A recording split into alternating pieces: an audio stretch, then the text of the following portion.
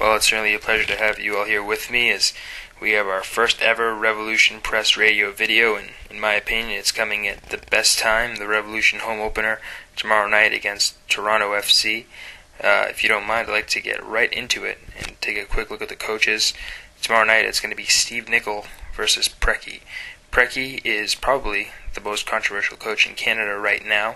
He lost his first game to Columbus 2-0, and now he's in this controversy with the retirement of Jim Brennan. Questions coming up about whether Brennan was forced to move out and become a member of the staff or not. We know that many of the players did not see this coming, which has raised quite a few eyebrows. And this situation ultimately puts Toronto in a big hole. And if you remember, Preki was brought on this offseason from Chivas to fill the coaching gap that couldn't get Toronto to the playoffs in their first 3 years.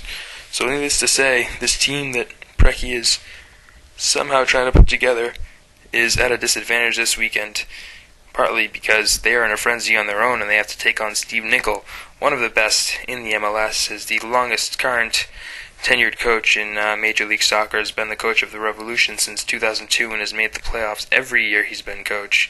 He's on his way to his 100th MLS victory if he can win this weekend against Toronto. The Revolution and Steve Nicol have a record of 1 win, 1 loss, and no ties in their first 2 weeks of play, and having momentum against Toronto is something that will probably be a definite after the 2-0 win against DC United last weekend. So that is one big plus for the Revolution.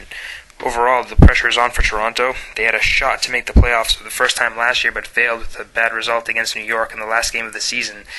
And one day later, the Revolution earned the second-to-last playoff spot by beating the Columbus Crew. So Toronto has a little grit in their step for that.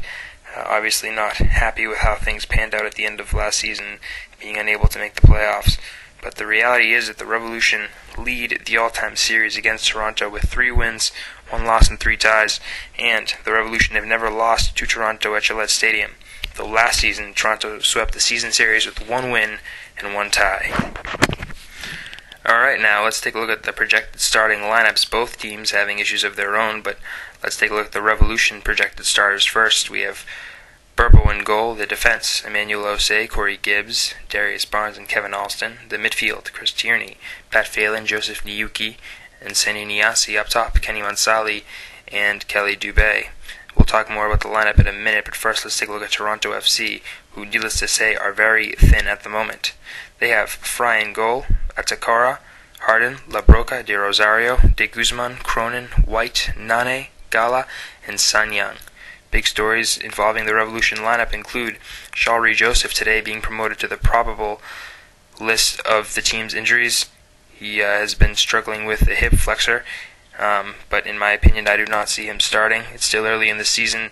I would say it's time for Shalry Joseph to rest. This is an injury that he's been dealing with for the first few weeks of the season. He was unable to play both against Los Angeles and DC, and obviously we'd love to see him play, but you know, the Revolution did win last week against DC. Though they were outplayed, they still managed to come up with the win, and there's no reason why they can't do the same at home for their fans. Next story is Marko Paravic, who has finally arrived from FC Basel and is trained with the Revolution. He has made it to Fox Pro for a little bit of training, but Steve Nicol told the press today that Paravic will not be starting. He will be available as a substitution. This move probably coming because of the jet lag that he's experiencing. He came to the Revolution on a free transfer, and Steve Nicol says he will have immediate effects on the Revolution, who, if you remember last season, struggled to score goals and had a 33 season scoring goal summary. Not their best, so we'll hope to see a prolific Marko Paravic in front of the Revolution goal. The next thing is what to do with Paravic. The left side of the field is full in abundance right now for the Revolution. Just to rattle off some names, Chris Tierney, Seth Sinovic, Kano Smith, Mauricio Castro, and Marko Paravic, who is by trade a left midfielder, are all with the team, and they all play traditionally on the left side. Steve Nicol has said that he is more of a guy to take on the defenders.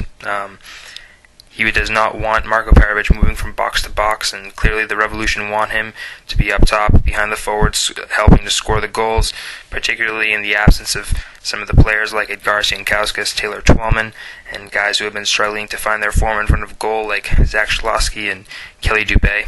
But needless to say, there will be a lot of guys who traditionally play left back or left mid that will be sat down or forced to play another position. One position that is going to be uniquely changed by Marko Perovic's arrival is the position of Darius Barnes, Emmanuel Osei, and Corey Gibbs. So we will keep an eye on that. Another interesting piece of news developing from Foxborough in expectance for the home opener is the new field, the new turf field that the Revolution have installed is in fact synthetic, and it will be making its debut tomorrow night against Toronto FC.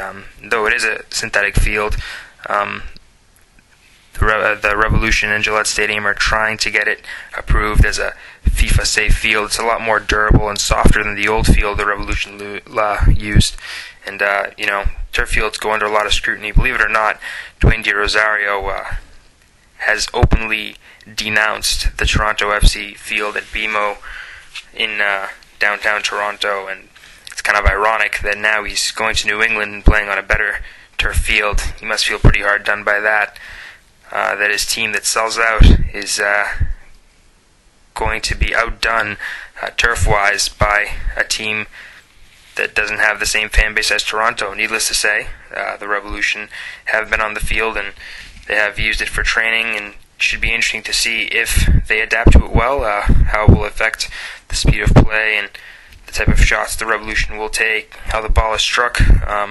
But we've known this has been coming, and tomorrow night we get to see, us the fans, what this turf field has in store for us, and if it is good for use in other big games, like potentially holding the 2018 World Cup.